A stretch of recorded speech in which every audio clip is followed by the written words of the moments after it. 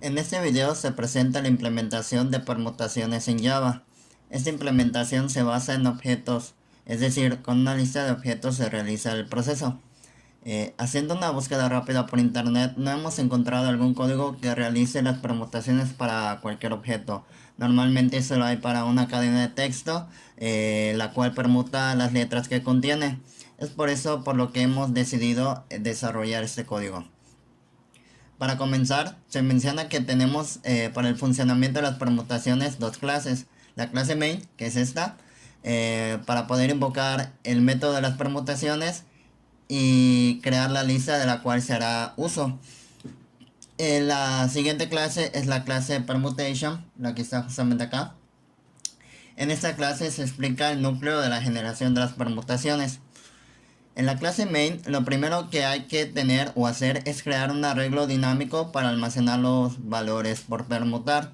En esta implementación se ha decidido emplear los arreglos dinámicos y particularmente de la clase ArrayList, ya que conforme se muestra y explica el código es más fácil de hacer las operaciones y tareas de remover e insertar elementos con un arreglo estático, justamente como este.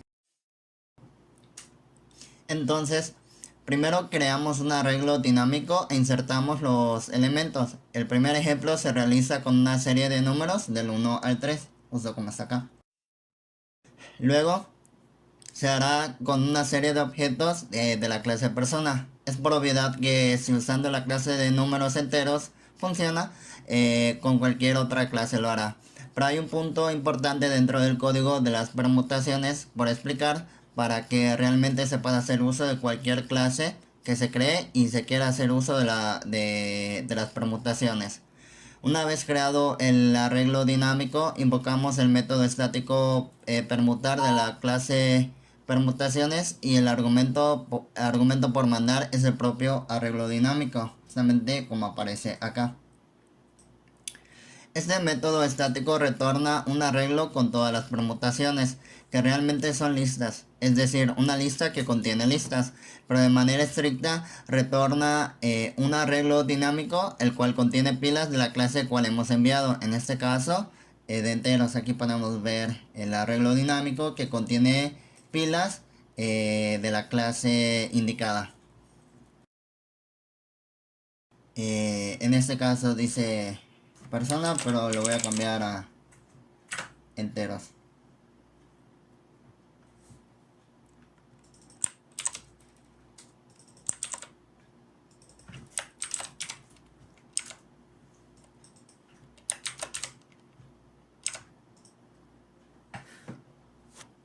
Em, bueno, continuando, la siguiente línea de código imprime la cantidad de pilas contenidas en el arreglo dinámico y las siguientes dos estructuras anidadas lo que hacen es iterar cada pila de la lista y luego cada elemento de la pila. Esto es así porque si solo se imprime directamente la lista, lo que imprime es la localidad de memoria de la pila, ya que es un objeto realmente. Acá podemos ver que se imprime la cantidad de permutaciones realizadas y acá es la estructura empleada para poder imprimir las permutaciones. Obviamente hay que respetar que lo que se integra en la primera estructura es una pila y que el tipo de datos sea de la clase correspondiente del arreglo dinámico empleado. Es por eso que acá se cambió el tipo de dato de persona a entero. Ahora continuaremos con el código perteneciente al método invocado de permutar. Aquí en la clase permutation. En la clase permutation, los dos métodos existentes son estáticos. Aquí podemos ver el primero y el segundo.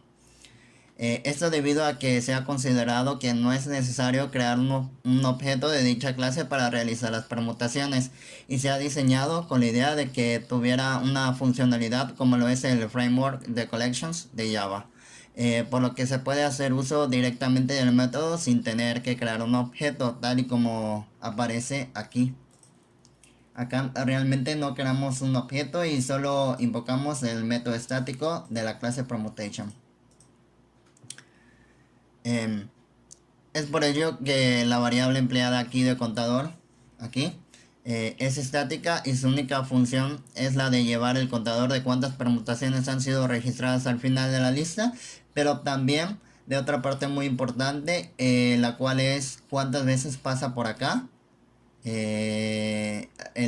cuando se compila el código. Esto más adelante se va a explicar. Continuando, podemos ver que hay dos métodos con el mismo nombre. Acá permutar y permutar. Esto es porque uno es con la intención de que se pueda invocar de forma externa y hacer uso de esta implementación, y el otro es realmente quien realiza las permutaciones de manera recursiva.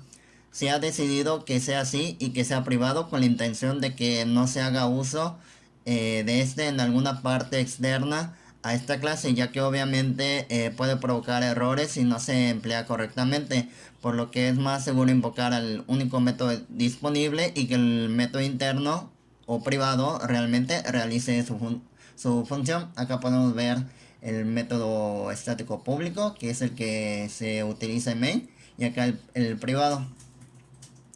Explicando el primer método permutar, el cual es público, justamente este, recibe como parámetro el arreglo dinámico creado, este con el nombre de lista original, y lo que retorna es un arreglo dinámico que contiene pilas de la clase indicada aquí, justo como se ha mencionado en la clase main. Ahora, una de las partes más complicadas es lo que se encuentra a la izquierda de este código, que es esta parte. Lo que pasa es que de alguna forma Java no tiene problema con recibir alguna clase genérica. Esta es la cual está expresada con la letra T por convencionalismo, pero es importante decirle que se supone que debe ser T y algunas reglas necesarias para que el compilador pueda reconocer correctamente a dicha clase. Se acostumbra, y quienes han trabajado con clases genéricas, definir esto de la clase genérica justamente cuando se crea la propia clase acá. En este caso, justo después de public class permutation. Pero debido a que se hace uso de métodos estáticos y en ningún momento se hace uso de un objeto de esta clase, entonces el compilador no reconoce que esté y que se trata de una clase genérica, por lo que pide obligatoriamente la definición de T en el método. Básicamente es la definición de que el método emplea clases genéricas. Entonces, para especificar claramente lo que significa ese fragmento de código de T extends comparable y el signo de interrogación super T, indica que la clase T debe extender de una implementación de la interfaz de comparable, y el signo de interrogación, cual lleva el nombre en inglés de wildcard, indica que esta implementación de comparable puede ser de cualquier clase que sea padre de T, es decir, acepta que T sea de cualquier clase siempre y cuando haya alguna clase de la que herede cual implemente la interfaz de comparable.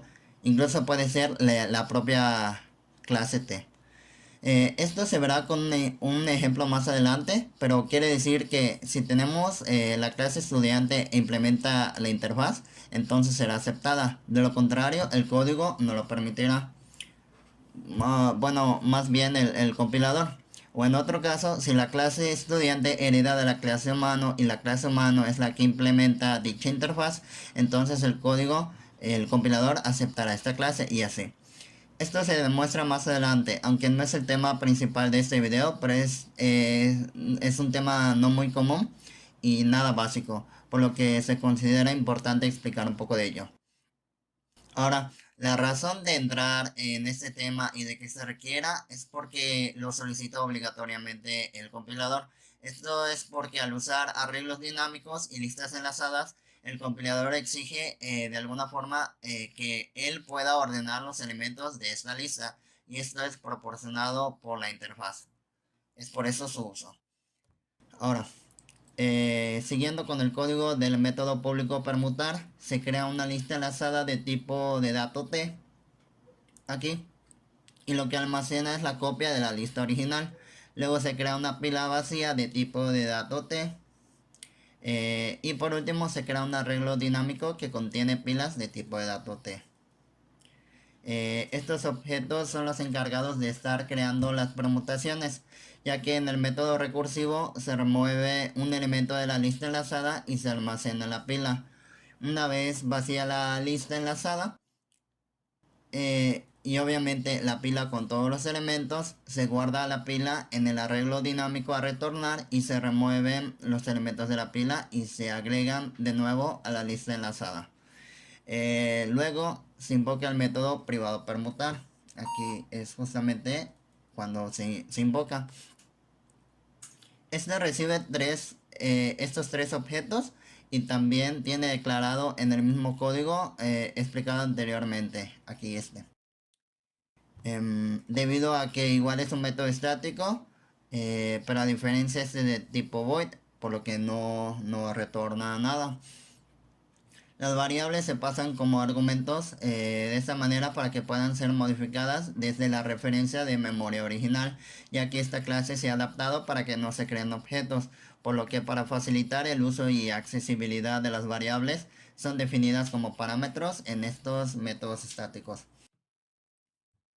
Ahora bien, en esta parte de la recursividad, la estructura de control de flujo iterativa se realiza para que se recorran los elementos de la lista enlazada. Básicamente de este for estamos hablando. Y así se remueva el elemento y se agrega la pila, que conformaría poco a poco la permutación. Cuando sucede esto, se invoca el mismo método aquí. Para una lista de 3 elementos, en la tercera invocación es cuando se agrega el último elemento, pero entra para hacer la cuarta invocación del método y en la cuarta invocación ya no hay más elementos, por lo que no entra en la estructura de control del flujo iterativa y continúa con la siguiente estructura, la cual es una condicional, evaluando si la lista enlazada está vacía. Esto es porque si es así, entonces debe agregar la pila al arreglo dinámico de permutaciones. Se hace la evaluación debido a que el uso de la recursividad pasará por esta parte al momento de regresar a la invocación principal. Entonces hay momentos en los que pasa por esta sección, acabando la estructura de control de flujo, pero realmente no hay algo para guardar o realmente no es una permutación completa. Es por eso que se valida. Y la impresión del contador permite saber esos retornos ocasionados por la recursividad. Aquí. En el momento en que regresa a una invocación del método donde se invocaba de nuevo el mismo, entonces continúa con el código dentro de la estructura de control de flujo iterativa y lo que hace es eliminar de la pila el último elemento y lo agrega a la lista enlazada de nuevo. Y eso así es como continúa para realizar las permutaciones. Realmente hablamos de esta parte en la que cuando acaba la recursividad, o sea, de una llamada regresa y saca de la pila el último elemento y la agrega aquí a la lista enlazada y continúa el flujo. Se puede decir que ha concluido al menos una invocación del método y regresa al anterior. Bueno, hemos explicado de manera sencilla un ejemplo para la primera permutación, pero para la generación de las permutaciones se vuelve un poco más complicado de explicar. Básicamente ese es el funcionamiento de la implementación de este algoritmo en Java para generar permutaciones.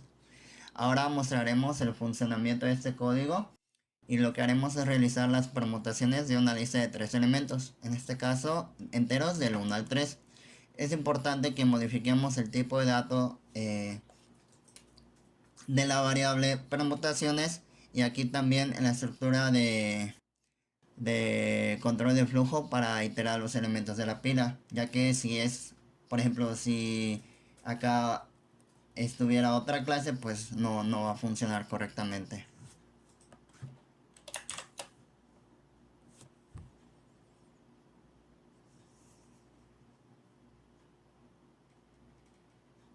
Ahorita se está compilando el código y acá podemos ver Aquí podemos ver las impresiones del contador. Estas son las veces que se pasa por la parte donde estaba la impresión. Y es por eso que se hace uso de la validación, para que no esté agregando partes de pilas incompletas al arreglo de permutaciones. Abajo podemos ver las permutaciones almacenadas en la variable del arreglo dinámico. Podemos ver que hizo 6, lo cual es correcto.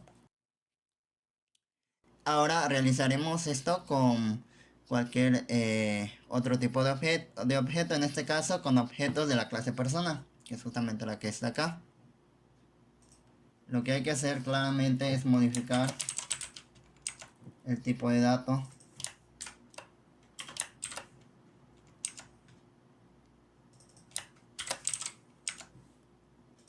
y el arreglo, y poner el arreglo correcto.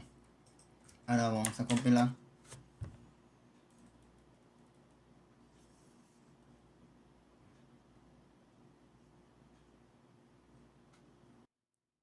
Aquí se pueden ver todas las permutaciones de esta lista de objetos.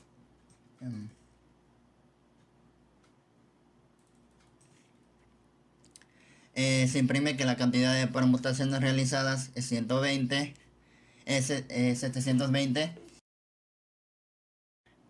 Ahora, para comentar un poco sobre la sintaxis de la parte del código complejo con el uso del wildcard, podemos ir a la clase persona y se ve que implementa la interfaz comparable y su método, que es obligatorio al implementar la interfaz de compare_to. Si comentamos esto y quitamos la implementación, entonces el compilador indica un error.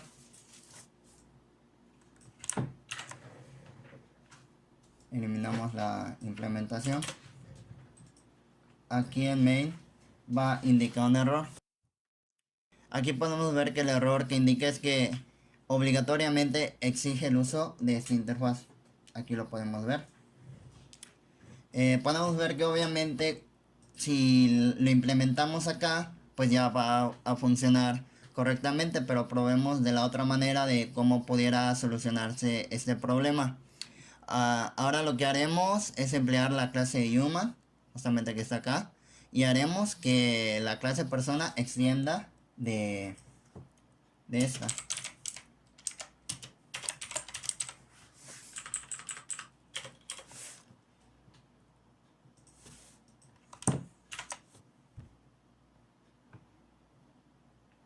Entonces con esto, aquí podemos ver que la clase human implementa ya esta interfaz. Esto ya está preparado.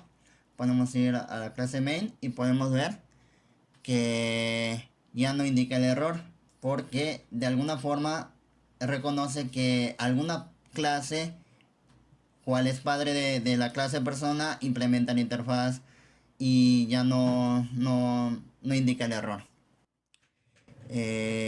Con esto concluimos la explicación de este código, y el acceso al código mencionado está en la descripción del video, con el enlace al repositorio de nuestro GitHub. Muchas gracias.